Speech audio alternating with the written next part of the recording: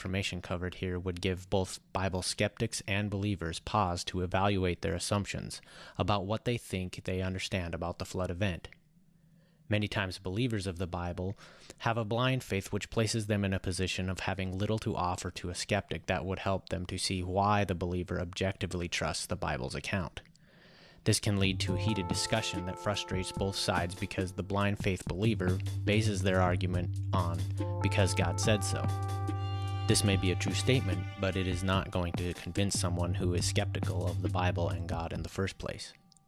For the skeptic, I think many see right away that their scientific education completely contradicts the Bible's account of origins. This becomes the basis for rejecting most of the Bible as made-up stories. Why believe in any part of a fairy tale that most agree didn't happen, right? And it follows that if the Bible's historical records are make-believe, why trust in anything it says about who God is or our moral accountability to Him?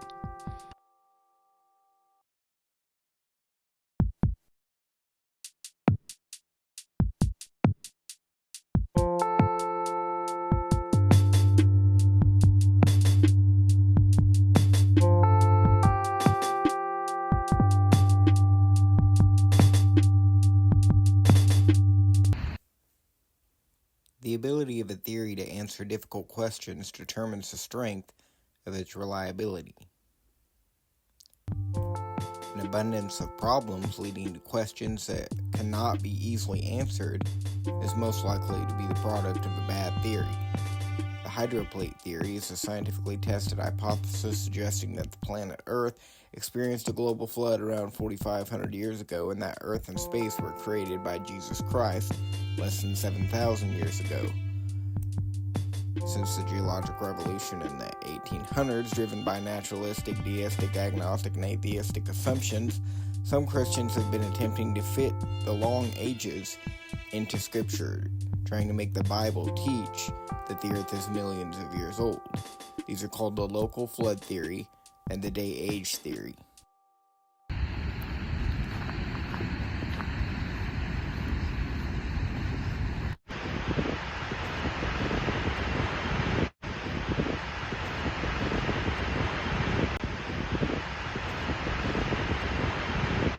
Let's cover the flood passage recorded in the Bible. It is an account which many find hard to believe, and for good reason. Most have not studied the passage closely, and fewer still have established a working explanation which correlates what we see today with what Genesis says occurred. The flood seems impossible under the light of casual observation, which leads most to conclude it was not global or is pure myth. We'll briefly discuss the text and context of the flood in Genesis, and we'll then look at Walt Brown's hydroplate theory, which I've found to be by far the most scientifically in-depth explanation of what truly was a cataclysm, or in the Greek katakludzo, which is the very word Peter uses in 2 Peter to describe the Genesis flood as a cosmos or worldwide event. The account of the flood in Genesis chapter 6 to 9 brings up some difficult questions. Many struggle to answer these questions without deferring to miracles or concluding that the passage is not to be taken literally. These unsatisfactory answers lead to a certain ambivalence about the importance of this account. Many have concluded that the flood passage is of little value other than a spiritual nugget that following what God says may be a good idea. However, if patient and willing to consider some out-of-the-box ideas, the Genesis account becomes much more than a bedtime story, but a foundational event of history that validates the Bible, its New Testament authors, including Jesus, who will all refer to Noah and the flood as historical.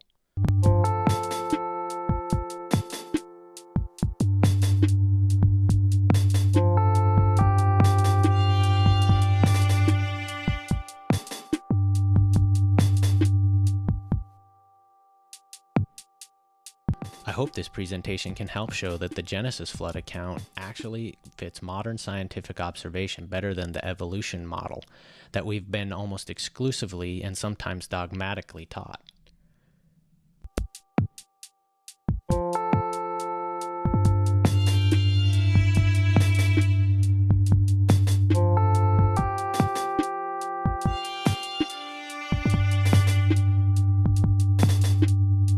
If the hydroplate theory can show that Genesis gives a very real account of the flood based on scientific principles that matches our observations, then perhaps the rejection of the Bible's historical record should be reconsidered.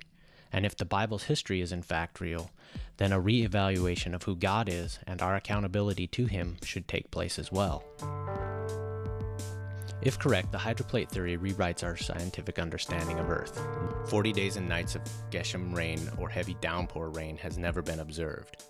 Either this did not happen, was a miracle, or we incorrectly assume that today's hydrodynamic cycle is the source and don't fully understand the real mechanism behind all this rain.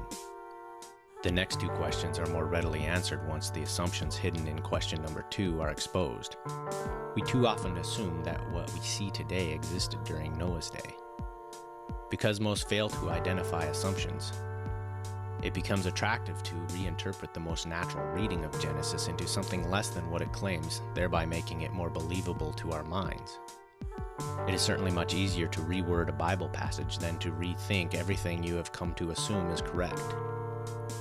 So does the local flood idea really fit the context? The Hebrew word for earth, eretz, can mean the entire earth, land, ground, country, etc. Some try to force this passage to mean just the land or country, to support a local flood theory. However, due to the context of the passage, the local area idea must answer the following difficult questions. Were people outside the area considered righteous? Why not just move Noah, who was given 120 years warning ahead of time? This is what God did with Lot. Was God only grieved that He made man and animals in the local area? Later in chapter 9, the flood is claimed several times to have destroyed all flesh that breathed air. How does any local flood wipe out all birds? Our recorded observance of local, even very large floods does not at all match the record of events in Genesis. This event is the most chronologically detailed and precisely recorded year in the Bible. This is strange if the story is just to promote a moral lesson. In Genesis, the flood begins on the 17th day of the second month of Noah's 600th year. This must have been quite a day for it to be recorded so precisely. As we'll see, that was the last day those 8 people would see the earth as they knew it. The world they would see next was completely unrecognizable and harsh. It rains continuously for 40 straight days. Then the rain stopped, but the waters continued to rise for 110 more days and cover all pre-flood mountains. A question needs to be asked here, and that is, how could the water rise after the rain stopped? Any flood theory needs to explain the mechanism behind this. 5 months into the flood, the ark comes to rest on a high peak, after which water levels can be observed to be decreasing. 74 days later, lesser peaks become visible. 90 days after that, the waters have completely drained, but Noah, his family, and all animals do not leave the ark, apparently because conditions are still too unstable.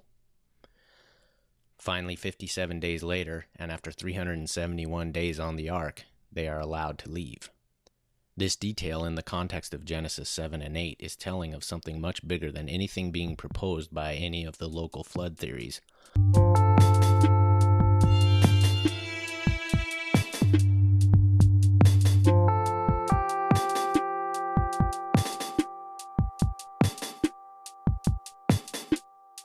Which all fail to fit this detailed chronological record of dated events. The constant rain is never explained by local flood theories. The Hebrew word Geshem describes heavy rain. All local floods being proposed would have distant mountains clearly visible throughout the entire episode. No local theories explain 150 days of rising waters. No local theory mechanisms support a 304-day flood period, nor do they explain why the land would have been so unstable that Noah would not have been allowed to leave the ark for 57 days after the land looked dry. Even the trendy Mesopotamian and Black Sea local flood theories fail miserably to fit the Genesis account.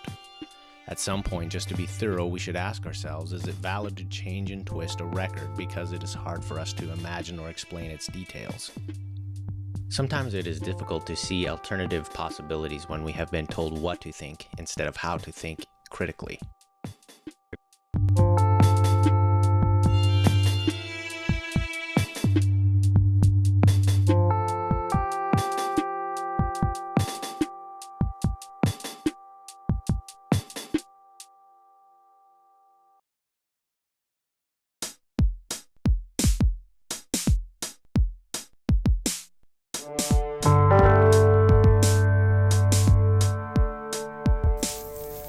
According to Big Bang cosmology, the Earth was created from the fragments that came from outer space after it had already existed for billions of years, when according to the Bible, the Earth starts out as a ball of water with outer space, created simultaneously. According to Big Bang cosmology, the Earth started out as a hot ball of rock, so it's completely backwards to what the Bible teaches. If evolution theory is to coincide with Scripture, then the days of creation and the order of the creation should at least match to the progressive evolutionary timeline and the order of evolution theory, going from basically fish to amphibian, reptiles, and mammals. And if you want to teach that each day represents millions of years, it's going to be kind of hard for the plants, which are made on day 3, to stay alive waiting for the sun to come up on day 4. According to evolution theory, the birds are the last to evolve. But according to the Bible, the birds were created on day 5, and they were created before the insects on day 6, when according to evolution theory, insects are among the first organisms to evolve. Everything about evolution theory is backwards to the Bible. There is no logical or reasonable way to merge them together, because the passages are too literal. The Bible is too plain, saying that God made the earth in 6 days and rested on the 7th. He didn't expect the Israelites to work 6 days and take the rest of their life off, or work 6 million years and then take 1 million years off. No, the days are literal. They mean what they mean. It's very plain and clear cut in the scripture.